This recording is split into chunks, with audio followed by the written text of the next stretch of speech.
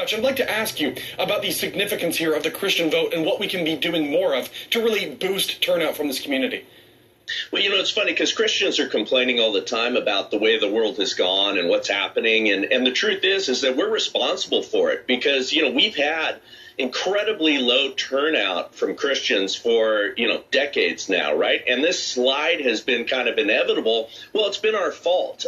Right now, by the best numbers we see, it's only about half of Christians that are coming out to vote and are saying that they're going to vote in these elections.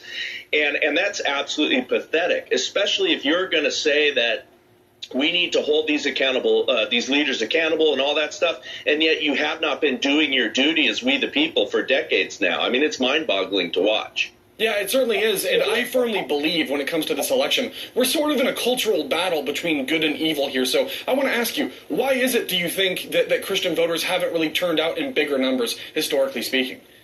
Well, listen, I mean, you've heard the argument that we're always voting for the lesser of two evils. And, people have a lot of heartburn. Christians have heartburn about Donald Trump or leaders in the past. And, they felt disappointed by the leaders and what they end up implementing when they get into power. Everybody's got great talk, and then they, come in and they legislate against us, or they compromise over and over again.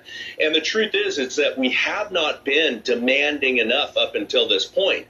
And then now all of a sudden you've got these Christians, especially a lot of the pro-life folks, which I am one, that are saying, oh, I can't stomach the idea of President Trump. He's compromising. I mean, the truth is he's attempting to be pragmatic right now.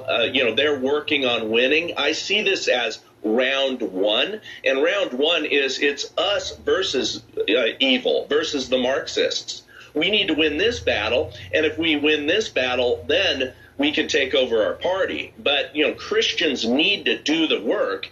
And honestly, we don't even have the churches right now. When you look at the pro-life issue, most churches are compromising on that issue, and most Christians will allow abortion up to a certain point and kind of, well, okay, we don't like it, but we'll do this.